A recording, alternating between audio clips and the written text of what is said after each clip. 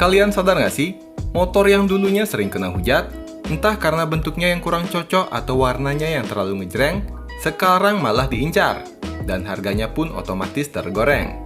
Lucunya lagi, dulu orang mungkin malu pakai motor ini, tapi sekarang banyak yang nyari sampai rela bayar lebih mahal dari harga barunya. Di video kali ini saya akan bahas 7 motor yang dulunya dihujat, sekarang malah tergoreng. Di posisi ke-7, ada Suzuki Thunder 250. Ia diperkenalkan sekitar tahun 99 oleh Suzuki saat melihat kesuksesan dari Honda Tiger yang sudah lebih dulu rilis sejak tahun 93. Dan kala itu, Tiger menguasai pasar motorsport menengah di Indonesia. Suzuki masuk dengan membawa mesin 250cc dengan harapan Thunder bisa jadi alternatif di atas Tiger dengan harga yang masih terjangkau. Tapi di Indonesia, Tiger sudah punya nama besar dengan reputasi mesin yang bandel, awet, dan biaya perawatan murah serta spare part yang mudah didapat. Sementara Thunder yang dijual sedikit lebih mahal, tidak punya keunggulan yang cukup kuat nih buat mengalahkan Honda Tiger. Ditambah, ada beberapa hal seperti isu kelistrikan, spare part yang lebih langka dari peredaran motor itu sendiri, serta punya harga part yang lebih mahal dari kompetitor. Suzuki memang terkenal punya harga spare part lebih mahal tapi punya kualitas yang lebih bagus. Selain itu untuk motor 250cc, ekspektasi performa tidak sesuai dengan bayangan para rider. Motor ini terlalu sering dibandingkan dengan Honda Tiger, dan semua hal tersebut jadi bahan pertimbangan untuk tidak membeli Thunder. Nah, nggak sedikit juga yang mencemooh Suzuki, akhirnya Thunder pun kalah saing dan popularitasnya jadi langka. Bahkan dulu, harga bekasnya pernah setara motor bebek di awal tahun 2000-an. Tapi sekarang, saat tren custom seperti chopper atau cafe racer naik daun, Thunder justru dilirik lagi karena basisnya cocok banget nih untuk dibangun ulang. Mesin berukuran besar, dengan tweetport exhaust-nya kelihatan cocok di motor modifikasi. Atau karena popularitasnya yang dari awal sedikit membuatnya semakin langka, sehingga unit originalnya mulai diburu oleh kolektor. Kini Thunder 250 berubah status dari motor yang dulunya kurang laku, jadi motor yang diburu. Bahkan, proses mencari dan merestorasi spare part-nya sendiri sudah jadi bagian dari hobi yang dinikmati oleh banyak orang. Karena pada akhirnya, tidak semua orang merasakan kepuasan saat motor itu selesai dibangun. Seringkali, kebahagiaan justru ada ketika proses restorasi. Lanjut ke posisi ke-6, ada Yamaha Scorpio generasi pertama. Sama seperti Thunder 250, salah satu alasan kelahiran Scorpio juga karena Yamaha ngiler nih lihat penjualan Honda Tiger yang laris manis. Di awal kemunculannya, Yamaha Scorpio memang belum langsung diterima sempurna. Waktu itu, Yamaha memang sedang mencoba masuk lebih serius ke segmen sport 4 tak. Karena sebelumnya mereka lebih kuat di motor 2 tak, seperti Yamaha RX King. Makanya kalau dilihat Scorpio generasi pertama ini punya DNA yang masih terasa mirip RX King. Mulai dari bentuk tangki kotak yang tegas, sampai ke desain lampu depan yang sederhana tapi ikonik. Bahkan, karakteristik mesinnya juga dibuat dengan pendekatan yang mirip, yaitu torsi yang merasa nendang di putaran bawah. Seakan-akan membawa rasa 2 tak ke mesin 4 tak. Nah, di generasi pertama, Scorpio sering dihujat karena punya penyakit shock belakang ambles ketika dipakai berboncengan. Sebetulnya ini sih juga bukan masalah yang parah ya, tinggal ganti shock belakang masalah kelar. Ia juga lebih boros BBM jika dibandingkan dengan Honda Tiger. Karena sejatinya motor ini kan ngelawan Tiger yang memang sering untuk touring ya. Ketika Scorpio dipakai jarak jauh, kerasa banget tuh perbedaannya sama Tiger. Tapi di era itu, opini cepat menyebar. Dan hal seperti ini sering langsung dibesar-besarkan oleh fans pabrikan sebelah. Padahal secara keseluruhan, Scorpio tetap punya karakter mesin yang kuat dan justru itu yang sekarang membuatnya jadi buruan. Terlebih karena Yamaha itu kan pernah blunder di Scorpio generasi ketiga, yang bentuknya nggak jelas. Dan ini juga yang menjadi salah satu alasan kenapa orang-orang lebih mencari Scorpio generasi pertama. Karena sekarang, orang mulai melihat Scorpio bukan dari kekurangannya, tapi dari identitasnya. Motor yang dulunya dianggap kurang nyaman dan sering dikritik, sekarang justru jadi salah satu motor yang dicari karena basicnya kuat untuk dibangun ulang, dan punya karakter yang berbeda dari motorsport 150 modern. Di posisi kelima ada Honda CBR 150 Karbu. Generasi CBR 150 pernah saya bahas tuntas, silahkan cek ke playlist. CBR dulu dijual buat ngelawan FXR 150, tapi karena statusnya CBU, bikin harga jualnya mahal. Motor ini jadi langka deh. Lalu ada fenomena pabrikan Minerva yang pada pertengahan tahun 2000-an, itu jual Minerva 150R dengan desain yang niru CBR habis-habisan. Kecuali di bagian mesin, mereka nggak bisa niru. Situasi ini bikin sebagian calon pembeli jadi ragu. Ada yang sebenarnya pingin CBR, tapi mundur karena takut dianggap beli versi cloningannya. Teman saya ada dulu nih yang punya CBR karbu. Fairing di bagian mesin bawahnya sengaja dibuka, biar kelihatan mesinnya. Jadi orang-orang bakal langsung tahu kalau itu bukan Minerva. Cuma karena statusnya yang CBU tadi, cari spare part CBR juga tidak segampang dan semurah motor lain. Ini yang bikin di satu sisi motor ini dianggap keren, tapi di sisi lain juga dianggap berisiko kalau pakai harian. Akibatnya, di masa itu CBR 150 karbu pernah mengalami fase di mana harga bekasnya turun. Bukan karena nggak bagus ya, tapi karena faktor ketakutan soal perawatan dan ketersediaan spare part. Karena dulu, ketika toko online belum seperti sekarang, harus benar-benar effort untuk mencari spare part-nya yang nggak dijual di dealer Honda. Dan kalaupun ada, pasti harganya bikin dompet kalian menyerah. Tapi sekarang motor ini harganya mulai naik lagi nih, di era sport 150cc modern, yang punya desain ke arah moge look. Justru desain ramping CBR karbu yang dulu dianggap kurang kekar sekarang terlihat lebih masuk akal. Motor ini punya karakter yang bersih, simpel dan tidak berlebihan. Bahkan sekarang udah mulai ada yang menggoreng harganya. Apalagi kalau ada kondisi full original dan warna kuning. Beh, harganya bisa dipastikan lebih mahal ketimbang CBR 150 yang lebih baru. Saya pikir orang mulai mencari CBR karbu salah satu alasannya ialah rasa jenuh dengan desain motorsport sekarang yang semakin membosankan. Kalian ngerasa nggak? Ketika CBR keluaran baru keluar, CBR generasi sebelumnya langsung kelihatan ketinggalan zaman. Ini seperti kalian dikejar tren doang. Makanya, anak-anak muda sekarang sudah mulai cari motor-motor jadul karena sudah muak dengan semua itu. Masuk ke posisi keempat ada Yamaha Nuvo generasi pertama, atau biasa disebut Nuvo Lille. Well, motor ini adalah salah satu motor Jepang matic pertama di Indonesia setelah Majesty 125. Pada awal peluncurannya di tahun 2002, orang-orang masih belum paham nih apa bagusnya motor matic. Dengan kapasitas 110cc, motor ini punya konsumsi bahan bakar yang sangat boros. Belum lagi bentuknya termasuk aneh kala itu.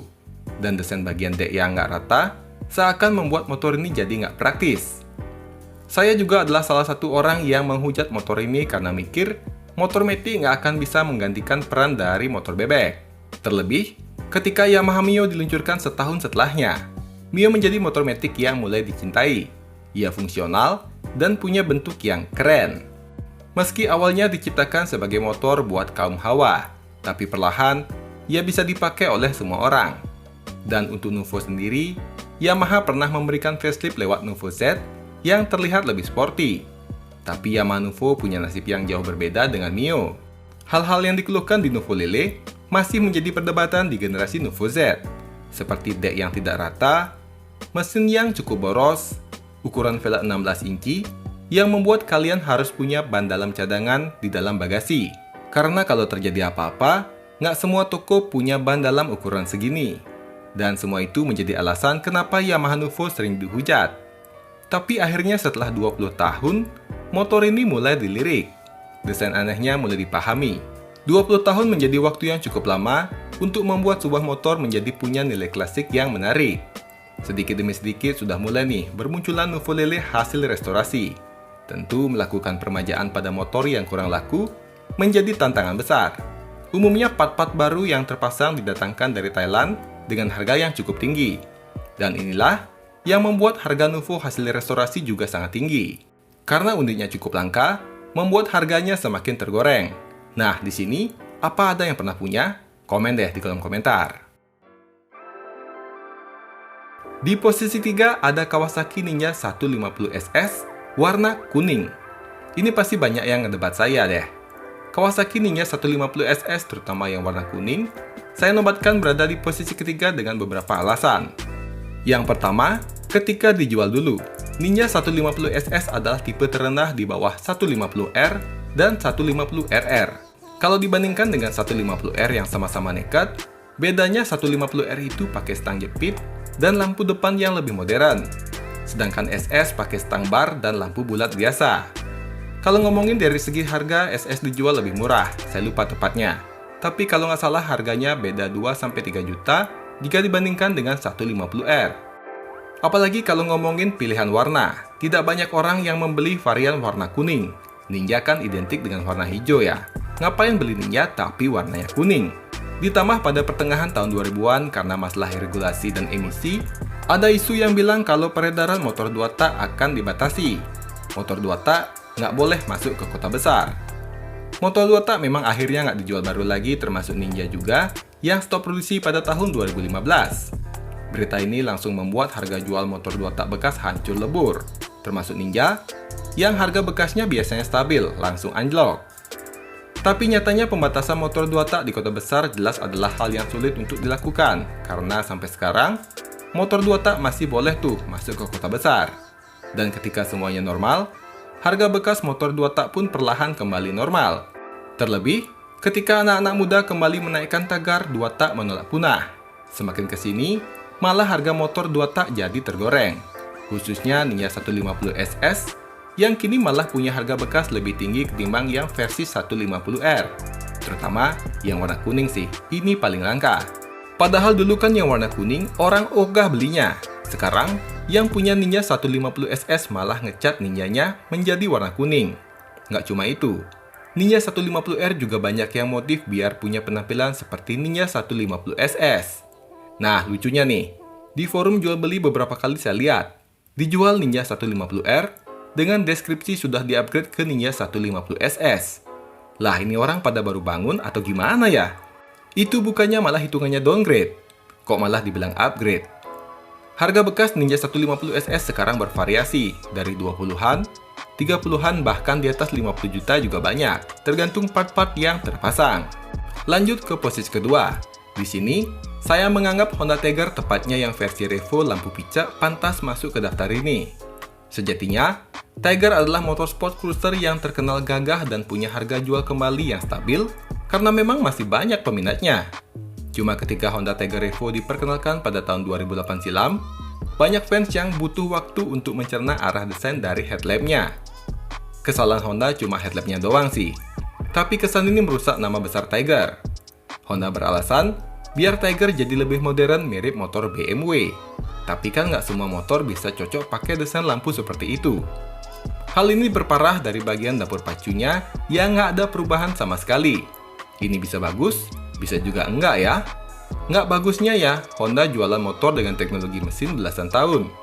Bagusnya, jelas, spare part jadi mudah ditemukan, karena tidak banyak perubahan mesin yang Honda lakukan pada Tiger. Cuma kalau ngomongin kualitas, semakin baru semakin turun aja kualitasnya. Nggak mesin, nggak part body. Nah, dengan perubahan headlamp nyeleneh ini, kesan Honda Tiger yang gagah, dewasa, touring look jadi aneh. Nggak proporsional deh, dan kehilangan DNA klasiknya. Penjualan motor baru Tiger picak mulai unlock. Yang naik malah harga Honda Tiger bekas. Atau banyak juga yang modif lampunya pakai lampu bulat. Honda bukannya menyelamatkan Tiger yang kalah secara teknologi dari motor lain, ini malah menjerumuskan Tiger ke lembah discontinue. Dan akhirnya, ya, benar aja, Tiger stop produksi pada tahun 2014. Tapi alasannya bukan cuma soal lampu depannya, banyak faktor ini.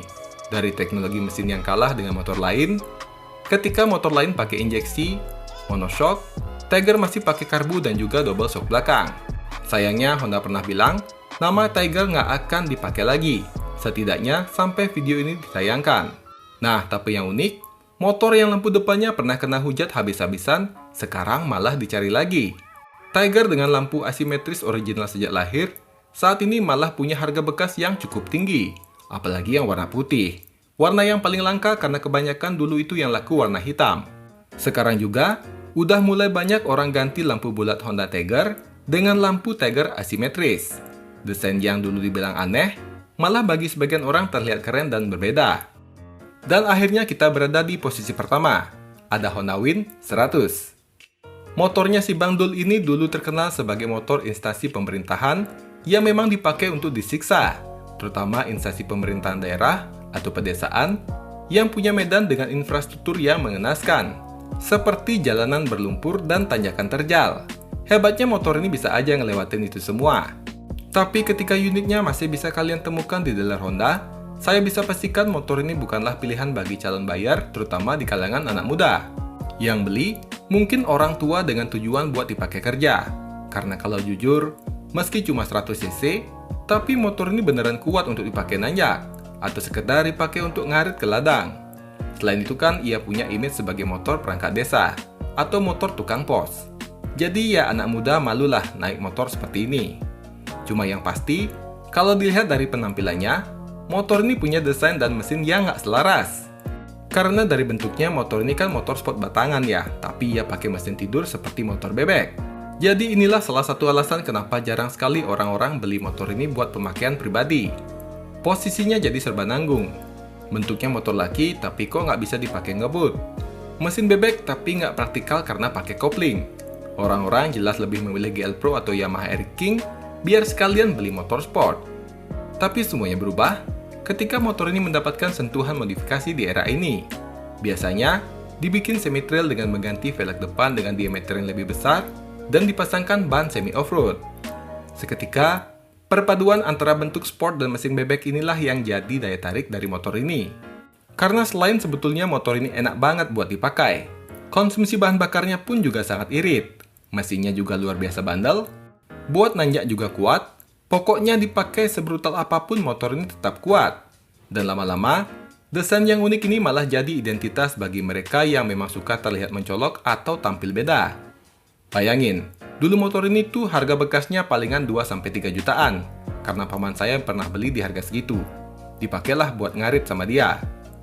Bedanya sekarang harganya tergoreng. Sekarang kalau ada yang dijual di bawah 10 juta pasti langsung jadi rebutan. Karena kondisi normal original atau restorasi, harganya sudah menyentuh angka 20 jutaan. Honda Win membuktikan bahwa hanya masalah waktu aja nih sampai akhirnya orang sadar kalau kalian punya nilai lebih. Jadi kalau saat ini mungkin ada di antara kalian yang dianggap remeh, tetaplah kuat seperti Honda Win. Suatu saat, orang-orang yang mencemooh bakal berbalik dan menganggap kalian punya value yang lebih. Wih, kata-katanya keren nih. Udah cocok belum jadi motivator? Belum ada kan? Motivator yang membandingkan hidup manusia dengan Honda Win.